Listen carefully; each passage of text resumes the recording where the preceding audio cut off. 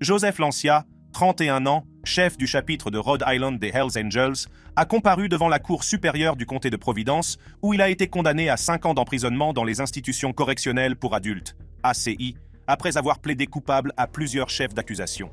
Ces accusations résultent d'une fusillade survenue en 2019 à l'extérieur du clubhouse des Hells Angels à Providence et d'une bagarre dans un club de striptease de Providence en 2020. Le matin du 12 juin 2019, Lancia, chef du club de motards hors la loi de Rhode Island, a tiré une fois avec une arme de poing semi-automatique de calibre 25, sans permis sur le conducteur d'un camion, qui circulait près du clubhouse des Hells Angels, à l'intersection des rues Wendell et Messer, à Providence. La victime, qui n'a pas été touché, était un candidat au club de motards qui cherchait à devenir membre. Cependant, il était impliqué dans un conflit avec Lancia au moment de la fusillade. Après la fusillade, un autre membre des Hells Angels, Lance Imore, est arrivé au clubhouse et a retiré le magnétoscope numérique qui avait enregistré ce qui s'était passé entre les deux hommes. La victime, quant à elle, a signalé la fusillade à la police de l'État qui a trouvé la balle logée dans la portière du côté passager du camion. Une descente est immédiatement effectuée au clubhouse des Hells Angels à Providence. Au cours du raid, la police d'État a pu saisir un certain nombre d'armes à feu et différents types de munitions dans le clubhouse. Elle a également retrouvé la balle de calibre 25 tirée par Lancia sans licence, et ce dernier a été immédiatement arrêté et inculpé, bien qu'il ait finalement été libéré sous caution. Lancia n'a cependant pas réussi à faire profil bas et s'est de nouveau attiré des ennuis. Dans la soirée du 29 février 2020, Lancia et d'autres membres des Hells Angels se trouvaient au Cadillac Lounge, un club de striptease de Providence, lorsqu'ils se sont battus avec les employés du club. Au cours de la bagarre, Lancia a donné un coup de poing à un homme qui a perdu connaissance. Des membres de la police de Providence étaient sur les lieux au moment où la bagarre a éclaté et Lancia a été arrêté pour la deuxième fois. Après avoir été accusé de plusieurs crimes, Lancia a plaidé coupable le 21 janvier 2022. Il a été condamné à 15 ans de prison, dont 5 ans à purger dans un établissement correctionnel pour adultes, le reste de la peine étant assorti d'un sursis avec mise à l'épreuve. Il a été condamné à dédommager la victime à hauteur de 3 650 $ et a reçu une ordonnance de non-contact entre lui et la victime. Cela nous amène à nous demander comment un jeune homme de 30 ans au moment de la condamnation a pu exercer un tel pouvoir qu'il a fini par devenir le chef de l'un des clubs de motards hors la loi les plus célèbres et, de loin, les plus importants du monde. Et surtout, quelles sont les règles à suivre pour gravir les échelons et diriger un chapitre des Hells Angels? Si vous vous êtes toujours demandé ce qu'il fallait faire pour devenir membre de ce club de motards presque sacré, il est important de connaître la première règle obligatoire. Il faut être un homme. En d'autres termes, les femmes ne sont pas autorisées à devenir membres officiels du club. Toutefois, cela ne signifie pas que les femmes sont totalement exclues des activités du club. Par exemple, les femmes connues du club sous le nom de vieilles dames sont autorisées à fréquenter le clubhouse, en particulier les épouses ou les petites amies des membres du club. Elles sont même autorisées à porter des écussons, parfois avec le chiffre 81, connu au sein du club sous le nom de support 81 ou route 81, 8 et 1, représentant respectivement les lettres H et A. Cependant, elles ne sont pas autorisées à assister aux réunions du club. Bien que les femmes ne soient pas autorisées à devenir membres des Hells Angels, tous les hommes ne peuvent pas en faire partie. Cela nous amène à la deuxième règle choquante des Hells Angels qui est obligatoire, à savoir que les agresseurs d'enfants et les personnes qui ont posé leur candidature pour devenir policiers ou gardiens de prison n'ont pas le droit d'adhérer au club. Les Hells Angels sont une confrérie liée par la loyauté, ce qui rend impossible l'adhésion d'une personne qui a déjà prêté serment à une autre cause ou à un autre groupe. Une autre raison pour laquelle les officiers de police, les gardiens de prison ou ceux qui ont posé leur candidature ne sont pas autorisés à entrer dans le club est le code du silence. Les Hells Angels ont été déclarés par le ministère de la Justice des États-Unis, le Service canadien de renseignement criminel, la police fédérale australienne et Europol comme étant un syndicat du crime organisé. Par conséquent, la présence d'un agent des forces de l'ordre parmi les membres arborant un écusson signifie que les affaires du club sont soumises à l'examen de la loi, ce qui va à l'encontre de son code de silence. Si vous souhaitez rejoindre un club de motards, il est normal que vous soyez un passionné de moto ou que vous possédiez une moto. Cela nous amène à une autre règle obligatoire des Hells Angels, à savoir que tous les membres doivent posséder un permis de conduire et une moto. Cependant, toutes les motos ne sont pas autorisées chez les Hells Angels. Les membres ne peuvent conduire que des motos construites aux États-Unis, en particulier une grosse Harley-Davidson. Les Harley sont très prisées par les membres, non seulement parce qu'elles sont fabriquées aux États-Unis, mais aussi parce qu'elles émettent le grognement bruyant pour lequel le cortège des Hells Angels est connu et réputé. Toutefois, Les marques de motos américaines telles que Indian et Victory sont également autorisées. Une autre règle choquante, mais obligatoire, est que tous les membres des Hells Angels doivent voter pour que vous deveniez membre. Cela signifie que si vous êtes pressé de devenir membre des Hells Angels, vous devriez y réfléchir à 2 fois. Un prospect est le nouveau, qui cherche à devenir membre à part entière du club, et il doit être voté à l'unanimité par les autres membres du club. Par conséquent, les prospects doivent se rendre dans chaque charte de l'État ou du territoire de la charte marraine et se présenter officiellement aux membres à part entière du club. Si un prospect n'obtient pas le vote de tous les membres à part entière, il reste prospect aussi longtemps qu'il le faut, parfois pendant des années. La 5e règle choquante mais obligatoire des Hells Angels est que ses écussons et son gilet sont sacrés pour le club de motards. Également connu sous le nom d'écusson complet, c'est un signe de 4 pièces qui se compose du logo « Tête de mort », de 2 rockers et de l'écusson rectangulaire du MC sous les ailes de la tête de mort et le code vestimentaire strict du club et doit être porté chaque fois que les membres sont ensemble. À moins d'être membre des Hells Angels, ce code vestimentaire est strictement interdit et fait l'objet d'une marque déposée importante, car les membres ont dû passer des années à s'engager envers le club pour obtenir ces écussons. Si vous avez déjà songé à porter ces écussons pour avoir l'impression de faire partie des grands, nous vous conseillons de tuer cette idée dans l'œuf, car si vous vous faites surprendre par un membre, vous risquez d'être violemment malmené. Une autre règle obligatoire des Hells Angels est que les écussons du club doivent être rendus au club lorsqu'un membre est expulsé du club ou décède. En effet, les écussons sont la propriété du Hells Angels Motorcycle Club.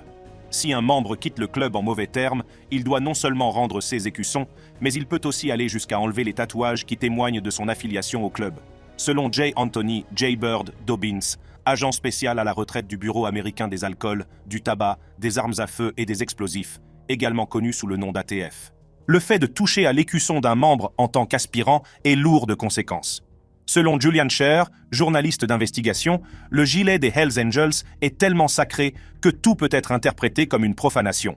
Par exemple, si un membre est arrêté, il doit donner sa veste à l'un de ses frères pour qu'il en prenne soin, et ne pas permettre à un non-membre de la toucher. Selon John Jordan, directeur du SMDC Health System, les médecins militaires doivent même suivre un cours accéléré sur les soins à apporter à un membre des Hells Angels en cas d'accident ou d'urgence. Ils ne sont en aucun cas autorisés à découper un patch pour atteindre une blessure.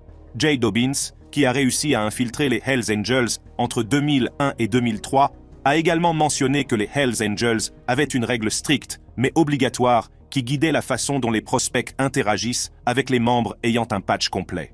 L'agent infiltré a également indiqué que le célèbre club de motards hors la loi avait une règle choquante mais stricte concernant les relations sexuelles avec les femmes. Les épouses ou les petites amies des membres sont strictement interdites. Si un membre était surpris avec la partenaire d'un autre membre, la situation dégénérait souvent en violence. En outre, les Hells Angels ont une règle obligatoire qui signifie simplement que les membres se soutiennent toujours les uns les autres. Un exemple typique est le SEAS de Joseph Lancia, chef du chapitre de Rhode Island des Hells Angels, dont nous avons parlé plus haut. Ce chef des Hells Angels savait qu'en étant en liberté sous caution, ses moindres faits et gestes étaient surveillés par la police, mais il risquait d'écoper d'une peine d'emprisonnement plus longue parce qu'il devait défendre ses membres au Cadillac Lounge. Même si les choses peuvent devenir violentes et parfois sanglantes, les membres des Hells Angels sont censés se serrer les coudes. Un autre exemple est le cas de Meredith Curly Hunter Jr., qui s'est battu avec des membres des Hells Angels lors du concert gratuit d'Altamont en 1969 et qui a été poignardé après avoir sorti un revolver contre les motards.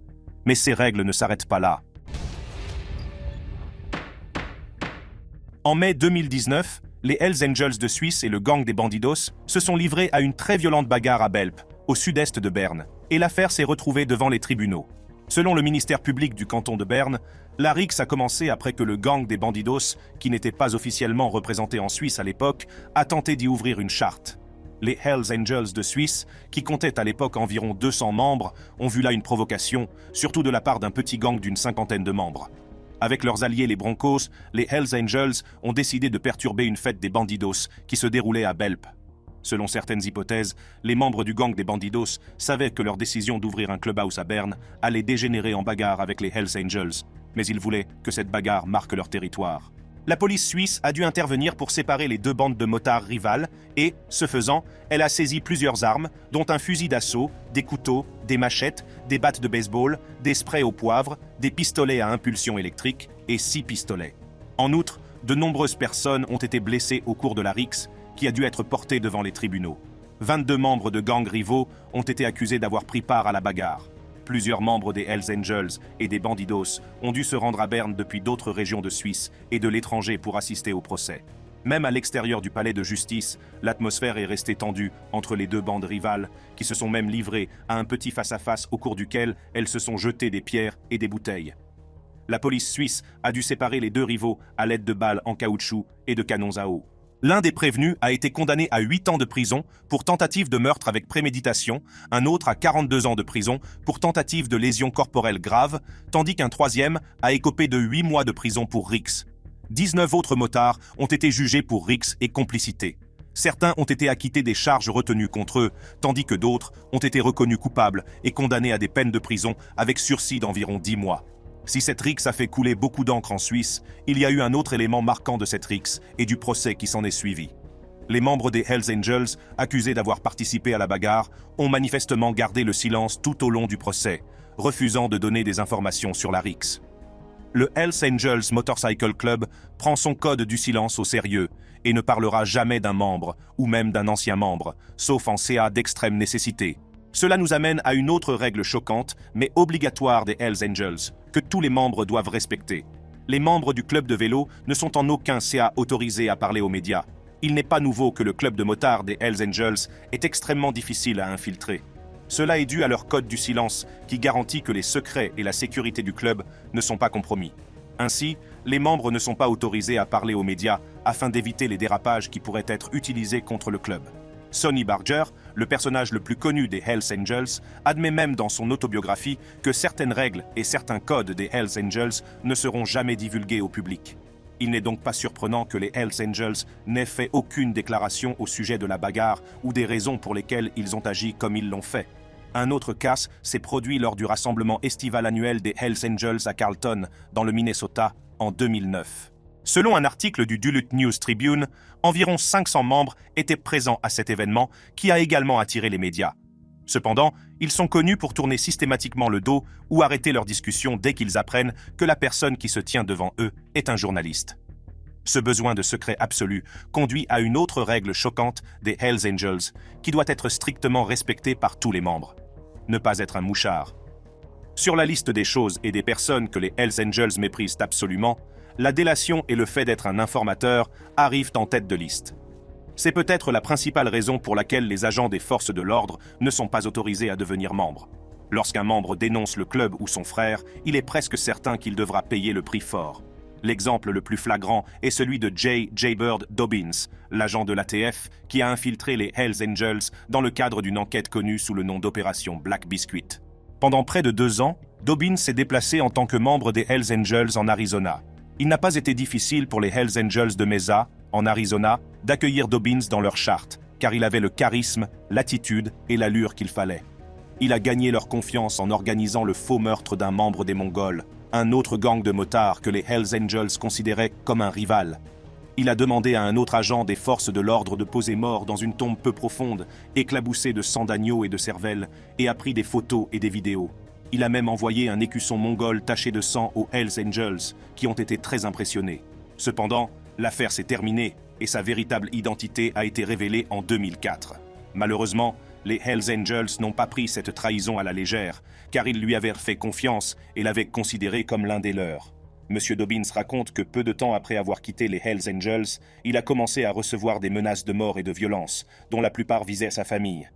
Tout d'abord, les Hells Angels ont publié sur leur site web des photos intitulées « Arizona Rats », sur lesquelles figurait une image de Dobbins accompagnée du message suivant. « J'espère que tout va bien.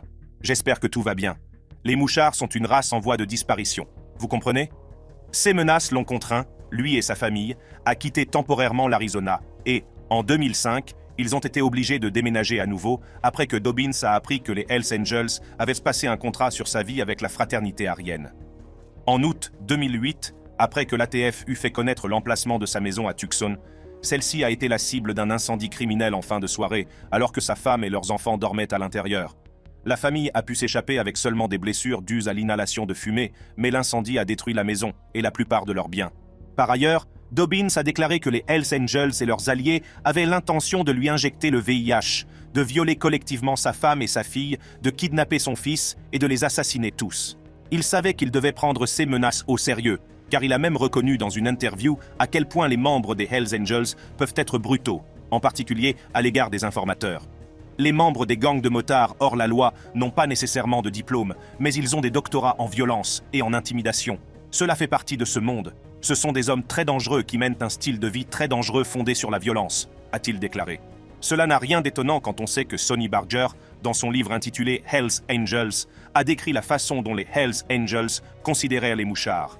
La plupart des rats sont des brutes qui parlent fort et qui aiment bousculer les gens et parler fort quand le club les entoure. Ils se frappent la poitrine et crient à quel point ils aiment le club et comment ils vont rester avec nous pour le reste de leur vie. Il ajoute que si ces mêmes personnes ont des ennuis, elles dénoncent leurs frères pour sauver leur peau. Selon Barger, la loyauté et la fraternité sont l'un des codes du club, de sorte que le rat est le véritable ennemi. Les membres des Hells Angels ne sont pas autorisés à adhérer à d'autres clubs de motards. Là encore, il s'agit d'une règle obligatoire à laquelle tous les membres des Hells Angels doivent se conformer. Une fois que vous faites partie des Hells Angels, votre loyauté va au club et à personne d'autre. Et il est strictement interdit de prêter serment de loyauté à un autre club. Le club de motards des Hells Angels, décrit comme un groupe social, est connu pour sa rivalité avec de nombreux autres clubs de motards. Je pense que nous sommes devenus les gens contre lesquels nous nous sommes rebellés, et c'est exactement ce que je leur ai dit lors de la réunion à laquelle j'ai quitté le club. À une époque, nous avions des relations avec tous les clubs de la côte, et en 2011, nous nous battions contre tous les grands clubs de motards hors la loi des États-Unis, ainsi que contre les forces de l'ordre. C'est à ce moment-là que certaines personnes ont perdu de vue l'intention initiale de ce mode de vie hors la loi. Cela semblait plus militaire, comme une armée combattant une autre armée. Ce sont les mots exacts utilisés par George Christie, un ancien dirigeant des Hells Angels qui a dû mettre fin à 40 ans d'appartenance au club en raison de la violence qui y régnait. Connu pour être les rivaux des Mongols, des bandidos et de presque tous les autres gangs de motards, il est assez compréhensible qu'ils ne veuillent pas que leurs membres rejoignent d'autres clubs. En fait, cette règle est si stricte que les Hells Angels ne sont pas autorisés à adhérer à l'American Motorcyclist Association. Si vous pensiez que c'était la fin des règles, préparez-vous, car il y a d'autres règles choquantes des Hells Angels qui sont obligatoires. Le 23 juillet 2013, Frank Hainbutt et d'autres membres des Hells Angels ont été arrêtés à Majorque. Leader des Hells Angels, Hainbutt et les autres prévenus sont accusés d'avoir dirigé une organisation criminelle qui encourageait la prostitution illégale, le blanchiment d'argent et le trafic de stupéfiants. Frank Armin Hainbutt est un motard hors la loi et boxeur professionnel allemand bien connu, décrit par les médias comme le chef des Hells Angels en Europe. Sous la direction de Hainbutt, la charte des Hells Angels de Hanovre était connue comme la plus riche et la plus puissante d'Allemagne. Après la perquisition de sa maison à la suite d'enquêtes sur des meurtres contractuels qu'il aurait commandés, Hainbutt s'est installé à Majorque, en Espagne, immédiatement après l'abandon de l'enquête, et est devenu le chef du chapitre local des Hells Angels. Il a semblé vivre sous le radar jusqu'à son arrestation en 2013. Après son arrestation, Hainbutt a été accusé de vivre des produits de la prostitution et de contraindre des femmes à travailler dans plusieurs maisons closes appartenant aux Hells Angels. S'il est reconnu coupable des charges retenues contre lui, il risque de passer des années en prison. L'inculpation de Hainbutt pour trafic de stupéfiants n'a certainement pas contribué à améliorer la réputation des Hells Angels, déjà en perte de vitesse aux yeux de la loi. Son arrestation et son procès vont également à l'encontre d'une règle sacrée et obligatoire du club de motards qui interdit à ses membres de consommer des drogues par voie intraveineuse. Aussi surprenant que cela puisse paraître compte tenu de leur notoriété et de leur apparence rugueuse, de nombreux membres des Hells Angels ne consomment pas de drogue dure. Là encore, cette règle s'explique en grande partie par le fait que le club de motards des Hells Angels accorde une grande importance à la loyauté et qu'il estime qu'un toxicomane aura du mal à faire passer le club en premier. Par conséquent, les membres sont découragés de consommer des drogues par voie intraveineuse, ce qui implique des aiguilles et de l'héroïne ou toute autre drogue dure pouvant être consommée par voie intraveineuse. Même Dobbins confirme cette règle en déclarant que beaucoup d'entre eux étaient des obsédés de la forme physique. Toutefois, les membres sont autorisés à boire et à fumer des cigarettes ou de l'herbe, à condition de ne pas le faire pendant les réunions. On décourage également les membres de corser l'alcool ou de boire s'il y a un membre en probation, en liberté conditionnelle ou qui pourrait subir un test de dépistage de drogue afin qu'il ne soit pas mis dans le pétrin de façon inattendue. Malgré la façon dont ils sont perçus, il est indéniable que le club de motards Hells Angels ne tient pas l'ordre et la discipline pour acquis. Cela nous amène à une autre règle obligatoire des Hells Angels qui fait en sorte que tous les membres assistent toujours aux réunions et aux événements du club. Être membre des Hells Angels implique des années de servitude, et un bon moyen de montrer que vous êtes aux côtés du club est de toujours assister aux réunions et de répondre à tous les appels. On attend des membres qu'ils ne manquent pas de se présenter à l'église, autre terme pour désigner les réunions du club.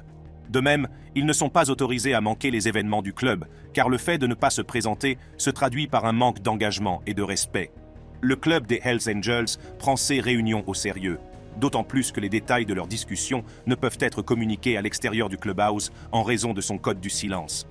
Les membres sont tenus de se rendre à l'église chaque semaine et de ne pas manquer les processions de groupe ou tout autre événement lié au club. Cela explique peut-être aussi pourquoi de nombreux Hells Angels ne parviennent pas à occuper un emploi à temps plein, car ils doivent être sur la route presque tout le temps. Et, comme le club passe avant tout, le fait d'occuper un emploi à temps plein compromet le serment d'un membre. Si un membre manque une réunion du club sans raison plausible, il doit payer une amende de 50 à 100 $. Cette discipline se manifeste également dans la façon dont ils se déplacent en tant que groupe, ce qui conduit à la règle obligatoire de toujours rouler en ordre. Cette règle ancestrale des Hells Angels met en évidence la hiérarchie du club de motards et veille à ce qu'elle soit respectée à tout moment. Toutes les chartes des Hells Angels sont régies par un président, un vice-président, un secrétaire ou un trésorier, un sergent d'armes et un capitaine de route. C'est pourquoi le chef de file ou le président d'une charte est toujours en tête du cortège, même si cela lui fait courir le plus de risques. Le président est suivi du vice-président, puis du capitaine de route et du sergent d'armes. Les prospects sont généralement toujours en queue de peloton. Cette formation permet de maintenir l'ordre et de s'assurer qu'aucun frère n'est laissé de côté en cas d'accident ou de traction. Si un membre est arrêté par un officier de police, toute la meute se range ensemble, quel que soit son nombre. Cet ordre de conduite empêche également quiconque d'essayer de briser la meute.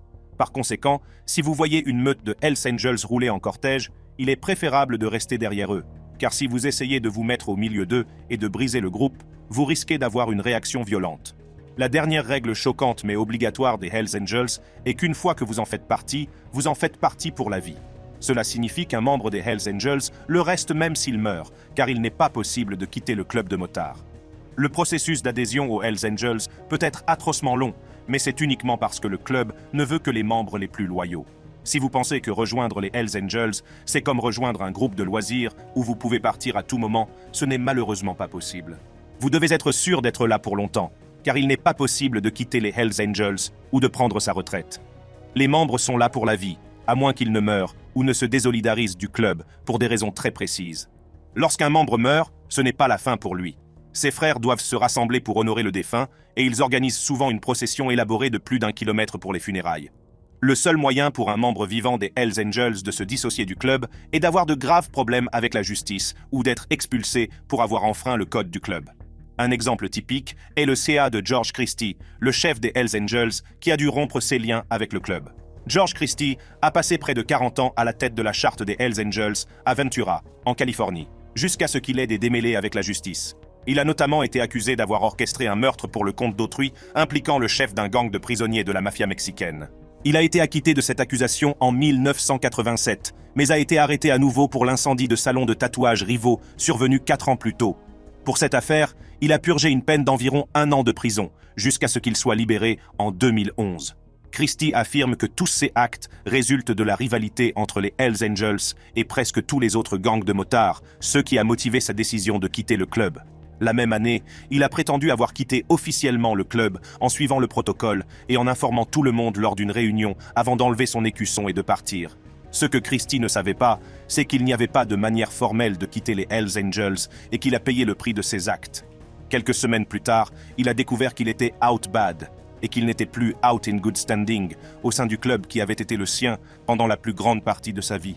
En tant que out bad, il avait été mis au banc du monde des motards hors la loi et n'était plus autorisé à interagir avec les membres.